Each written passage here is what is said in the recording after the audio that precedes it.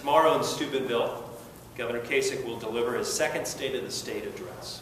In his remarks, we expect him to give himself credit for Ohio's improving economy. And while we wholeheartedly agree with Governor Kasich that Ohio's economy is getting better and had been getting better before he was elected, we disagree very much on how we got on this road to recovery. I have next to me a chart that shows month-by-month changes in employment over the last 4 years. The red bars on the chart represent the 4.6 million private sector jobs we lost before President Obama took office. The blue bars represent job creation under President Obama. President Obama took office at a time when our country was losing jobs at a rate of 750,000 per month. From day one of his administration, the President worked with Senator Sherrod Brown and others to take swift, bold action to address the immediate jobs crisis. Working together, they stopped the bleeding and invested in America. And the results speak for themselves. America's businesses have now added jobs for 23 straight months. More than 3.6 million private sector jobs have been created in the past 2 years. In the past month alone, almost 250,000 jobs were created. Democratic efforts were essential in saving our economy from freefall. Again, the numbers don't lie. For instance, by cutting taxes for middle-income Americans, President Obama, Senator Brown, and Democratic leaders worked to make sure Ohio families had a little more money in their wallets to pay for essential items like groceries, gas, and home bills. And the Making Work Pay tax cut, part of President Obama's 2009 Recovery Act, provided 4.5 million Ohio families with collective $2.2 billion in tax cuts. On top of that, President Obama's 2010 payroll tax cut provided 5.7 million Ohio families with a collective $3.6 billion in tax relief. And Democrats are fighting to extend the payroll tax cut through 2012 and beyond, all in an effort to make sure that our economy recovers. Ohioans have what they need to pay their bills, stay in their homes, and put their kids through school, among other priorities. Republicans have a different approach when it comes to taxes. Mitt Romney and his Republican rivals believe that our tax system should instead benefit big corporations and the wealthiest Americans. And John Kasich's budget imposes backdoor tax increases by passing the burden down to the local level. Because of Governor Kasich's budget, local officials will need to raise taxes or take drastic measures like laying off police and firefighters.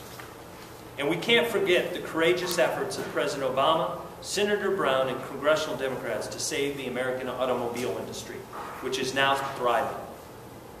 Because of the Obama administration's bold action to extend a loan to Chrysler and General Motors to give them the ability to restructure and to compete in this economy, Ohio has added more than 8,000 auto manufacturing jobs since 2009, and we are set to add more in the very near future.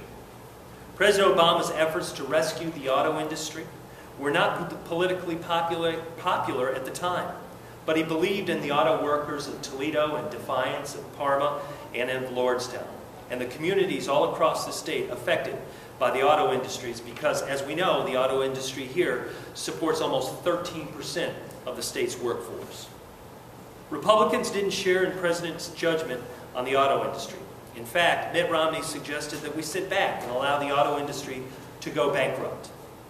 And John Kasich criticized Democratic efforts time and time again to save General Motors and Chrysler. And now Mitt Romney is claiming that what he did as a corporate buyout specialist is no different than what the President did to save the U.S. auto industry. Well, that assertion is just absurd on its face. To this day, Governor Kasich still won't admit that he was wrong to oppose these efforts. If John Kasich and Mitt Romney had their way, the 848,000 Ohio jobs supported by the American auto industry would have been in jeopardy. President Obama, Senator Brown, and other Democratic leaders also understood that we needed to take quick action to stop Wall Street fat cats and who are once again engaging in the abusive practices that drove our economy and our country into recession. That's why they passed Wall Street reform. That's why the president appointed Ohio's own Rich Cordray as America's top consumer watchdog. Republicans like John Kasich didn't support the president's Wall Street Reform Act. And Republicans like Mitt Romney even want to repeal it.